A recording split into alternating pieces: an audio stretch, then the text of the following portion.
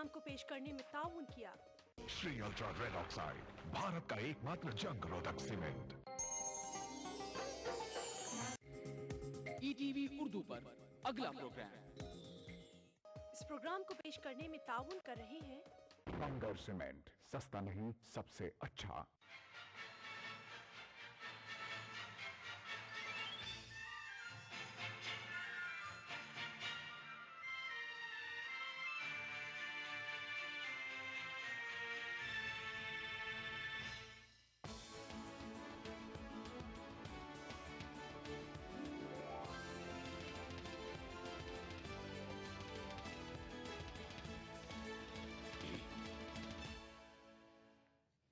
नाज़रीन आदाब, ETV Urdu news में आपका खैर मकदम है। मैं हूं सैयद अहमद जीलानी। नाज़रीन, आज हम एक और खुसूसी पेशकश के साथ हाजिर हुए हैं।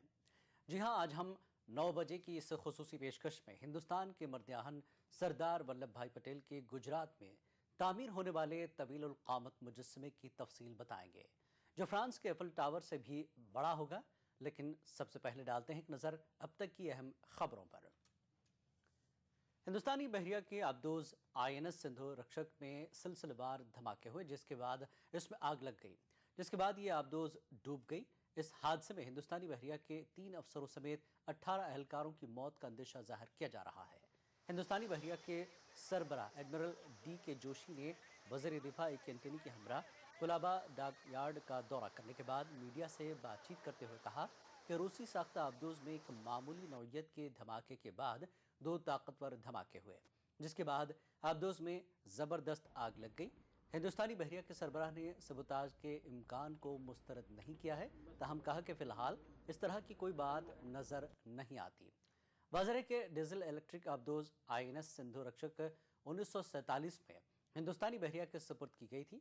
इस आबदोज की लागत तकरीबन 400 करोड़ रुपए आई थी और रूस में 450 करोड़ रुपए के सरफे से इसकी जदीदकारी की गई थी। हिंदुस्तान ने LOC पर होने वाली फायरबंदी की मुसलसल खिलाफ वर्जी के पेश नज़र पाकिस्तान से 2 टूक अंदाज में कहा कि सब्र की भी कोई इंतहा होती है। हिंदुस्तान ने कहा कि दाखिली सलामती और इक़्तिदार आला की हिफाजत के लिए ज़रूरी कदम उठाए जाएंगे। सदर जमहूरिया प्रणब मुखर्जी ने हिंदुस्तान की 67वीं यौम आज़ादी के मौके पर कौम से खिताब करते हुए पाकिस्तान का नाम लिए बगैर कहा कि दोस्ताना ताल्लुकात के क़याम के लिए हिंदुस्तान की मुतबादिर कोशिशों के बावजूद सरहद पर कशीदगी पाई जाती है और LOC पर लगातार फायरबंदी की खिलाफ वर्जी की जा रही है। Despite India's consistent efforts to build friendly relations with neighbors, there have been tensions on the border and repeated violations of the ceasefire on the line of control, leading to tragic loss of lives. Our commitment to peace is unfailing, but even our patience has limits. All steps necessary to ensure internal security and protect the territorial integrity of the nation will be taken. Lok Sabha में LOC पर पाकिस्तान के जरिए जंगबंदी माहदे की खिलाफ वर्जी की सख्त मजम्मत की गई। LOC पर कशीदगी के लिए हिंदुस्तान को जिम्मेदार ठहराने और कश्मीर की अलहदगी पसंद तहरीक की तायद के ताल्लुक से पाकिस्तानी पार्लियामेंट में मंजूर करारदाद की मजम्मत में स्पीकर मीरा कुमार ने करारदाद पेश की, जिसे इत्तेफाक राय से मंजूर कर लिया गया। करारदाद में तवक्को जाहिर की गई कि पाकिस्तान जंगबंदी माहदे की पूरी तरह पासदारी करेगा। करारदाद में LOC पर जंगबंदी माहदे की पाकिस्तान के जरिए खिलाफ वर्जी की सख्त मजम्मत की गई। Which make absolutely baseless and unfounded allegations against the Indian Army and the people of India. There should be अज़न वक्त है एक छोटे से ब्रेक का। ब्रेक के बाद लौटेंगे हम अपनी खुसूसी पेशकश की तरफ। मोटापे से परेशान मत होइए। अहमद एंड कंपनी हैदराबाद का स्लिमेक्स पाउडर। स्लिमेक्स पाउडर इस्तेमाल कीजिए, जो वजन को कम करता है, चर्बी को पिघलाता है और सूजन को कम करता है। मुसलसल इस्तेमाल से बदन को आम हालत में ला देता है।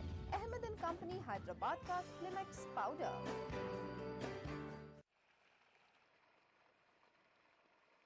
अरे भाई, ये क्या कर रखा है तुमने? तुम्हारे खेत पर बिना काम के मोटर चल रही थी, उससे बिजली और पानी दोनों बर्बाद हो रहे हैं। तो इससे क्या फर्क पड़ता है? अरे भाई, फर्क कैसे नहीं पड़ता। एक तो पानी व्यर्थ बहने से तुम्हारा खेत खराब हो रहा है और बिना काम के मोटर चलने से बिजली बर्बाद हो रही है। अब तुम ही बताओ, अगर तुम इसी तरह इन सब चीजों को बर्बाद करते रहोगे तो एक दिन ना पानी बचेगा और ना बिजली, फिर क्या करोगे?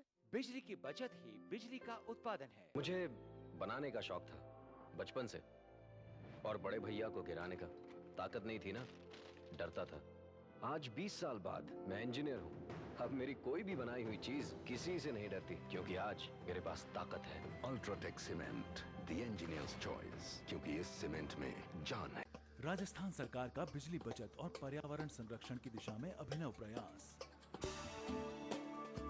मुख्यमंत्री बिजली बचत लैंप योजना के तहत वर्ष 2013-14 की बजट घोषणा अनुसार 100 करोड़ की लागत से 2 CFL का 27 जून से 31 अगस्त 2013 तक 53 लाख परिवारों को निशुल्क वितरण, जिससे ग्रामीण क्षेत्र के 47 लाख तथा शहरी क्षेत्र के 6 लाख BPL एवं छोटे घरेलू उपभोक्ताओं को लाभ होगा। साथ ही CFL के प्रयोग से लगभग 92 करोड़ 75 लाख यूनिट बिजली की वार्षिक बचत होगी। कैंप में वितरित की जा रही 20 वॉट की CFL 100 वॉट के परंपरागत बल्ब के समान रोशनी देगी। प्रत्येक उपभोक्ता द्वारा 2 CFL का प्रयोग करने से औसतन 175 यूनिट बिजली की वार्षिक बचत होगी। मुख्यमंत्री बिजली बचत लैंप योजना में CFL का वितरण ग्रामीण क्षेत्र में पंचायत और राजीव गांधी सेवा केंद्र एवं शहरी क्षेत्र में सहायक अभियंता कार्यालय में किया जा रहा है। मुख्यमंत्री बिजली बचत योजना के तहत 2 CFL निःशुल्क बांटी जा रही है, जिससे बिजली की बचत होगी। BPL हो चाहे APL हो, स्टेट BPL हो, बिजली का बिल जिनके नाम से है, जो कनेक्शन है, उन्हीं को सबको दिया जा रहा है। यहाँ पे क्या है, मुख्यमंत्री बिजली बचत योजना के तहत CFL वितरित की जाएगी। इससे पता लगा कि इससे बिजली बचत होती है, उससे बिल भी कम आएगा। बचत बिजली की, संरक्षण पर्यावरण का। ऊर्जा विभाग राजस्थान सरकार द्वारा जनहित में प्रसारित।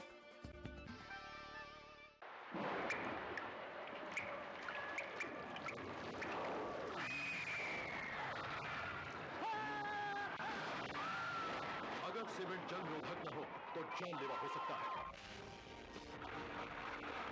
Shri ultra red oxide, Bharat का एकमात्र जंग रोधक सीमेंट। हमारा आशियाना प्रकृति की गोद में। आपके सपने बुने हम हैं अग्रणी। यही है, यही तो है मेरी शान। यही है, यही तो है हमारी शान। यही तो है हमारी शान। इसी पर है सबका भरोसा, JP सीमेंट। सबका फेवरेट वही जो है अंदर से सॉलिड, JP सीमेंट। मेरा फेवरेट, अब इंडिया का फेवरेट।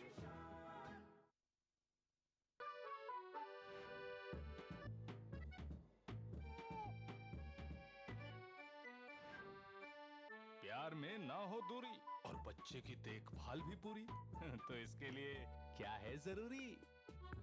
डिलीवरी के समय आप भी IUCD जरूर लगवाएं। बच्चों में अंतर रखने के उपाय कई हैं, पर IUCD अपनाना लंबे समय तक असरदार है और जब अगला बच्चा चाहे तब इसे निकलवाया भी जा सकता है।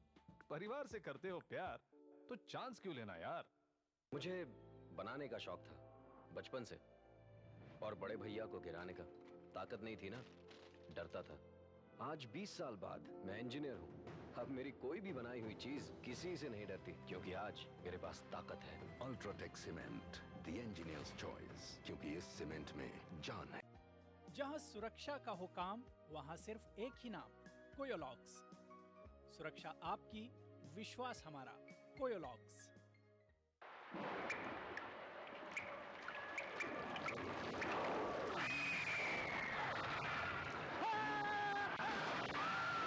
अगर सीमेंट जंग रोधक न हो तो जानलेवा हो सकता है। Shri ultra red oxide, Bharat का एकमात्र जंग रोधक सीमेंट। नाज़रीन, एक बार फिर आपका खैर मकदम है। आप देख रहे हैं हमारी खुसूसी पेशकश सरदार पटेल। मुल्क को आज़ादी दिलाने के लिए चलाई गई तहरीक में मुल्क के लाखों लोगों के जरिए अपनी जान निछावर करने के बाद हमें आज़ादी मिली है। आज़ादी की ये तहरीक महात्मा गांधी और जवाहरलाल नेहरू जैसे कई कद्दावर लीडरों की क़यादत में चलाई गई, लेकिन सरदार वल्लभ भाई पटेल ने आज़ादी के बाद मुल्क के मुख्तलिफ इलाकों के हिंदुस्तान में इंज़माम के लिए जो काम किया, इसकी नज़ीर नहीं मिलती।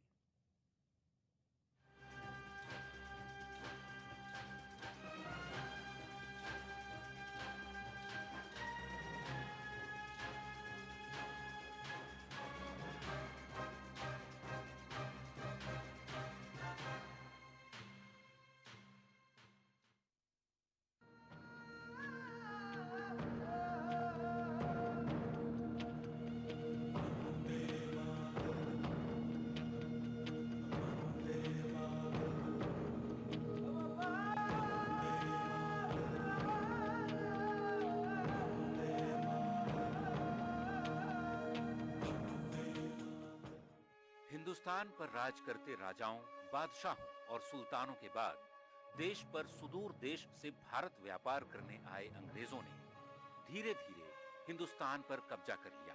फूट डालो और राज करो की सफल रणनीति के तहत पूरे देश पर कब्जा करने वाले अंग्रेजों ने सफलतापूर्वक देश पर राज किया। लेकिन जब महात्मा गांधी ने अंग्रेजी हुकूमत के खिलाफ आंदोलन का बिगुल फूंका तो देश के हर भाग से युवा गांधी जी के अहिंसात्मक आंदोलन के साथ जुड़ गए। पंडित जवाहरलाल नेहरू, मौलाना अबुल कलाम आजाद, सीमांत गांधी अब्दुल गफ्फार खान, वल्लभ भाई पटेल, डॉक्टर भीमराव अंबेडकर जैसे कई नेताओं ने आंदोलन में महत्वपूर्ण योगदान दिया। हर बड़े नेता का अपना व्यक्तित्व था। आजादी मिलने के बाद जहां पंडित नेहरू को प्रधानमंत्री पद की जिम्मेदारी दी गई, वहीं वल्लभ भाई पटेल को देश के गृह मंत्री पद की जिम्मेदारी सौंपी गई। वल्लभ भाई पटेल के नेतृत्व और निर्णय क्षमता से महात्मा गांधी काफी प्रभावित थे और वल्लभ भाई पटेल बाद में सरदार वल्लभ भाई पटेल के नाम से मशहूर हो गए। अपने फैसलों के कारण सरदार पटेल को लौह पुरुष के नाम से भी पुकारा जाने लगा। स्वतंत्रता के बाद सरदार पटेल के सामने सबसे बड़ी चुनौती थी छोटे टुकड़ों में बटे हुए राज्यों को भारतीय गणराज्य में शामिल करवाने की, और सरदार पटेल ने इस चुनौती को स्वीकार किया। राजनीति और कूटनीति में माहिर सरदार पटेल ने इसमें सफलता हासिल की और अखंड भारत का निर्माण किया। Bureau report, ETV news.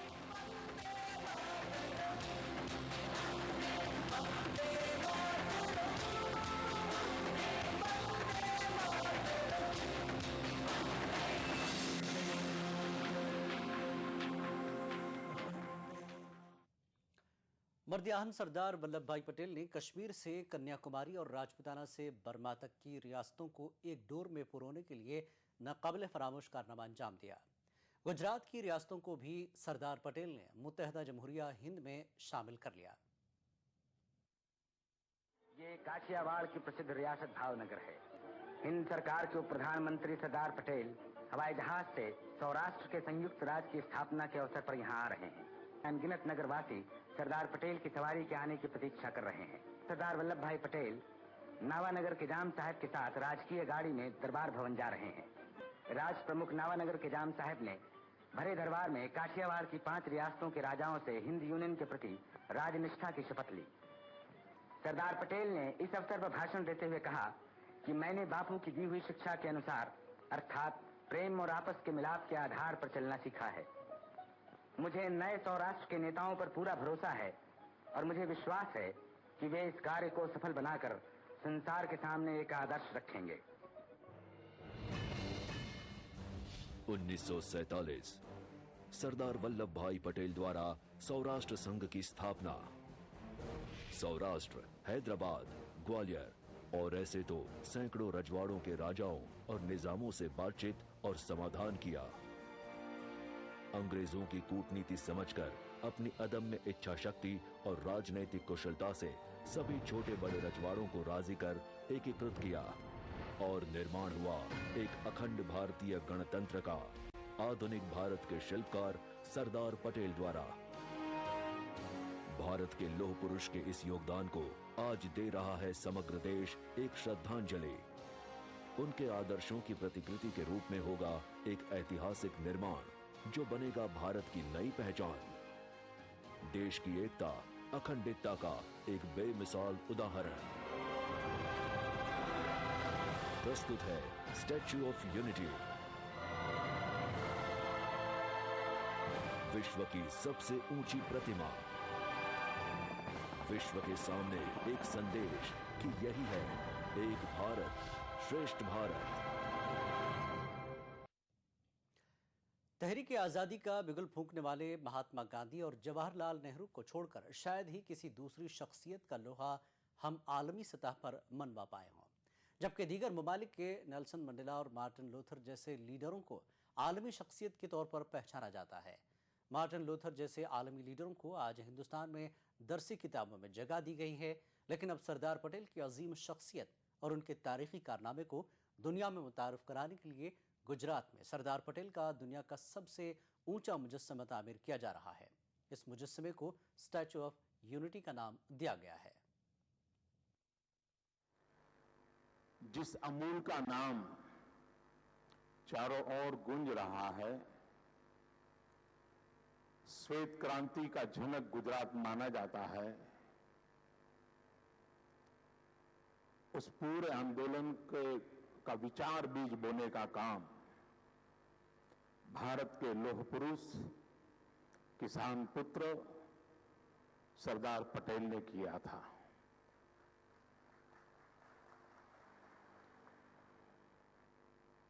सरदार लौह पुरुष थे, सरदार किसान के बेटे थे।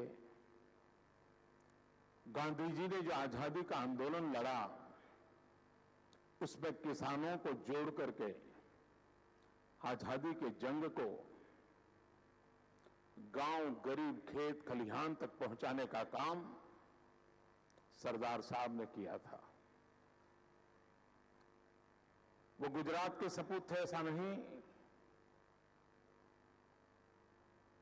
वो भारत की एकता के जनक थे। देश आजाद होने के बाद देश को एक करने का भगीरथ काम सरदार साहब ने किया था। 500 से अधिक रियासतों को भारत के एक छत्र छाया में लाने का एक भगीरथ काम सरदार वल्लभ भाई पटेल ने किया था।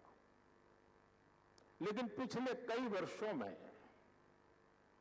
सरदार साहब को भुला दिया जाता है, एक किसान के बेटे को भुला दिया जाता है। भारत के लौह पुरुष को, भारत की एकता के झलक को फिर से एक बार पुनः स्मरण करने की आवश्यकता है और उस महापुरुष को, इस राष्ट्र के लिए इतने बड़े योगदान के लिए एक उचित सम्मान देने की आवश्यकता है, उचित श्रद्धांजलि देने की आवश्यकता है। और उस काम को पूरा करने की स्वाभाविक जिम्मेवारी गुजरात की तो है ही, समग्र देश की है। उस सपने को पूर्ण करने के लिए गुजरात सरकार ने एक कार्यक्रम सोचा है।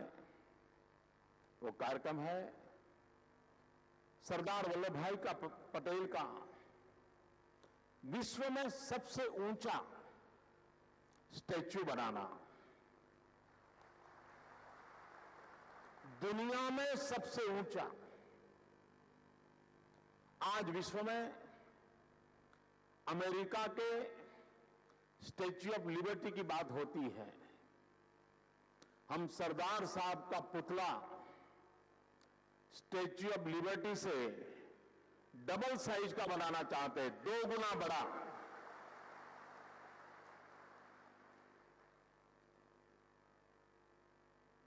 अब सरदार साहब ने देश की एकता का भगीरथ काम किया था, इसलिए इस स्टैच्यू का हमने नाम तय किया है स्टैच्यू ऑफ यूनिटी, भारत की एकता का प्रतीक। एक भारत श्रेष्ठ भारत, इस मंत्र को आने वाली पीढ़ियों तक प्रेरणा मिलती रहे, ऐसा एक ये विश्व का अप्रतिम स्टैच्यू, विश्व का सबसे बड़ा स्टैच्यू और भारत के सच्चे सपूत का स्टैच्यू, ये हम खास करके इस देश के किसान के लिए, इस देश के गांव के लिए एक गौरव की घटना है। सरदार पटेल का दुनिया में सबसे ऊंचा मुजस्समा स्टैच्यू ऑफ यूनिटी तामीर करने का बीड़ा उठाया है गुजरात के दूसरे मर्द-ए-आज़म बन चुके वज़ीर आला नरेंद्र मोदी ने। ये तवील क़ामत मुजस्समा पटेल को न सिर्फ एक खराज अक़ीदत होगा बल्कि ये तामीरात के शोबे में भी बाकमाल होगा। विश्व के इतिहास में कभी न बनी हो ऐसी प्रतिमा जो होगी केवल श्रद्धांजलि से कई ज्यादा और केवल आर्किटेक्चर और इंजीनियरिंग से भी कई गुना बढ़कर स्टैच्यू ऑफ यूनिटी। न्यूयॉर्क के स्टैच्यू ऑफ लिबर्टी से दुगना, रियो डी जानेरो के क्राइस्ट द रिडीमर से 5 गुना और विश्व का सबसे बड़ा स्मारक स्टैच्यू ऑफ यूनिटी जो होगा सरदार सरोवर बांध से 1.5 गुना ऊंचा और इसकी ऊंचाई होगी 60 मंजिला इमारत के बराबर। देखने वालों को दंग कर देने वाली इस 182 मीटर ऊंची प्रतिमा के निर्माण के लिए सरदार सरोवर डैम से बेहतर स्थान और क्या हो सकता है। इसीलिए स्टैच्यू ऑफ यूनिटी को स्थापित किया जाएगा सतपुड़ा पहाड़ियों के बीच नर्मदा नदी पर, सरदार सरोवर की गोद में साधु बेट पर। जैसे सरदार ने इस बिखरे हुए देश को एकजुट किया था, वैसे ही आज समग्र देश को फिर से एक होकर जुट जाना है इस विराट गौरव निर्माण में। सरदार पटेल का 182 मीटर ऊंचा मुजस्समा सरदार सरोवर डैम के पास दरियाए नर्मदा के बीच साधुमेद पर कायम किया जाएगा। इसके लिए मुल्क भर से लोहा इकट्ठा किया जाएगा, बल्कि पब्लिक प्राइवेट पार्टनरशिप के ताउन से इस मुजस्समे को तामीर किया जाना है। आइए देखते हैं कैसे होगी इस मुजस्समे की तामीर और इसके आसपास के इलाके की तरक्की। देश के 120 करोड़ लोगों के योगदान और पब्लिक प्राइवेट पार्टनरशिप के सहयोग से ही सच होगा भारत का यह महान स्वप्न। इस लोह पुरुष की प्रतिमा के लिए लोहा अर्पण करेंगे देश भर के किसान। हर एक गांव के किसान भेजेंगे अपने कोई न कोई कृषि औजार। उन्हें गलाकर उनका उपयोग किया जाएगा स्मारक के निर्माण में। और ऐसे देश के 7 लाख गांवों के किसान सहभागी बनेंगे किसान पुत्र सरदार पटेल के सम्मान में। इस प्रोजेक्ट के अंतर्गत सरदार के प्रिय विषय जैसे कि कृषि, जल व्यवस्थापन, पर्यावरण, बायोटेक्नोलॉजी, आदिवासी विकास जैसे क्षेत्रों के विकास के लिए संशोधन केंद्र भी स्थापित किए जाएंगे। High tech research institutes, tribal universities, interpretation centres आदि संस्थाओं के निर्माण से यह विस्तार ज्ञान क्षेत्र के रूप में विकसित होगा। स्टैच्यू ऑफ यूनिटी विकास स्मारक के साथ साथ आकर्षक पर्यटक क्षेत्र के रूप में भी विकसित किया जाएगा। स्मारक के सामने 400 फीट की ऊंचाई पर होगी एक दृश्य दीर्घा जहां से दिखेगा सरदार सरोवर बांध और आसपास के नैसर्गिक दृश्यों का आकर्षक नजारा।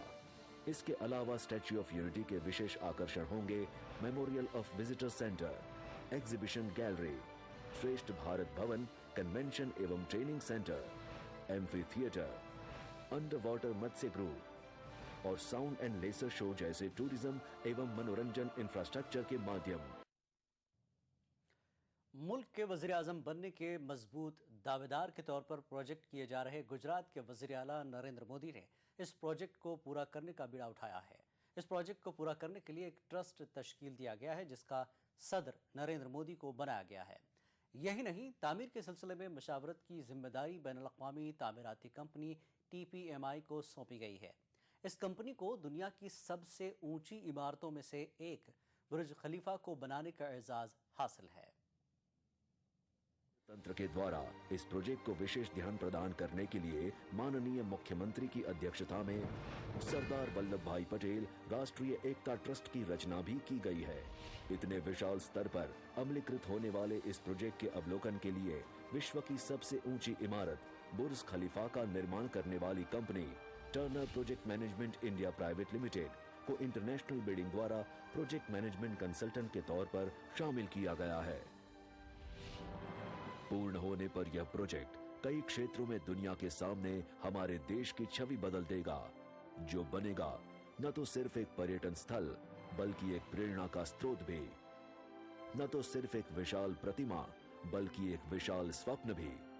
एक ऐतिहासिक निर्माण भारत के बीते कल और आने वाले कल को जोड़ने के लिए हमारे प्रिय सरदार को अर्पण। 120 करोड़ देशवासियों की एक श्रद्धांजलि।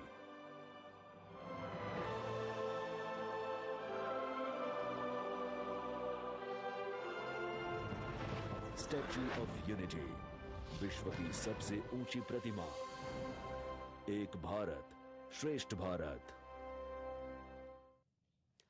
वज़ीर आला नरेंद्र मोदी ने हिंदुस्तान के परचम को दुनिया में सबसे ऊंचा लहराने के लिए इस मुजस्समे की तामीर का ख्वाब 2010 में देखा था। अब यह ख्वाब शर्मिंदा ताबीर होने लगा है और इसके टेंडर भी जारी किए गए हैं। फिलहाल दुनिया में सबसे ऊंचा मुजस्समा चीन के स्प्रिंग टेम्पल में वाक़ई 128 मीटर ऊंचा बुद्ध का मुजस्समा है। स्टैच्यू ऑफ लिबर्टी अमेरिका की, ग्रेट वॉल ऑफ चाइना चीन की और एफिल टावर फ्रांस की पहचान बन चुके हैं। इसी तरह स्टैच्यू ऑफ यूनिटी हिंदुस्तान की पहचान बनेगा। हिंदुस्तान की अजमत और दुनिया में इसकी पहचान बनने वाले इस मुजस्समे की तामीर का काम गालिबन अक्टूबर के आखिर में शुरू हो जाएगा। इस मुजस्समे तक सिर्फ कश्ती से पहुंचा जा सकेगा। यही नहीं, इसके ऊपरी सिरे तक रसाई इसमें लगी लिफ्ट से हो सकेगी। लिफ्ट से ऊपर पहुंचने वाले सयाह पटेल की आंखों से शानदार नजारा कर सकेंगे। गुजरात के वज़ीर तालीम भूपेंद्र सिंह चुडासमा के मुताबिक 31 अक्टूबर को इस मंसूबे का संगे बुनियाद रखा जाएगा।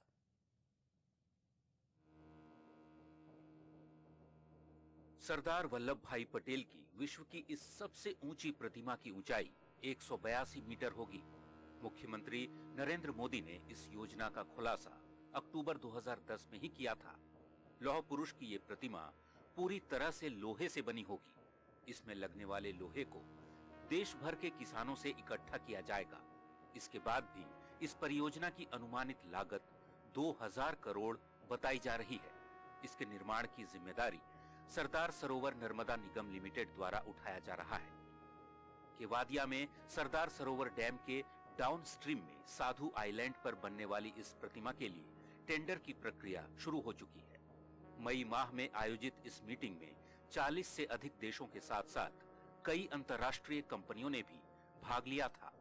प्रतिमा निर्माण के लिए लोहे को इकट्ठा करने के लिए मुख्यमंत्री नरेंद्र मोदी ने एक देशव्यापी अभियान की भी घोषणा कर रखी है। आगामी लोकसभा चुनाव से पहले मुख्यमंत्री के इस अभियान को हालांकि मोदी की किसानों तक पहुंचने की मुहिम के रूप में भी देखा जा रहा है। परियोजना के पहले चरण के पूरा होने में लगभग 42 महीने लगने की संभावना जताई जा रही है। हिंदुस्तान के मर्द-ए-आहम दुवम के तौर पर देखे जा रहे गुजरात के वज़ीर आला नरेंद्र मोदी ने इस मंसूबे को लेकर जो ख्वाब देखा है उसे वो किसी सियासी मफाद के तौर पर नहीं देख रहे हैं। ये नरेंद्र मोदी का प्यारा प्रोजेक्ट है।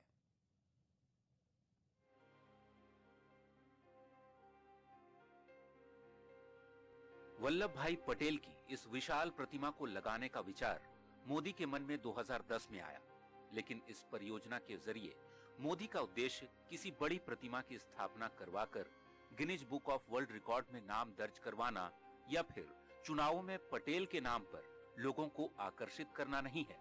प्रतिमा के साथ बनने वाले कई महत्वपूर्ण हिस्सों के जरिए मोदी देश को जो देना चाहते हैं वो उन्होंने अपने एक ब्लॉग में लिखा है। यह प्रतिमा न केवल ऊंचाई में होगी बल्कि इससे अधिक अकादमिक, ऐतिहासिक, राष्ट्रीयता और आध्यात्मिक रूप से भी महान होगी। इस जगह के विकास के पीछे मेरा विजन ये है कि यह जगह आने वाली पीढ़ी के लिए एक प्रेरणा का स्रोत बने।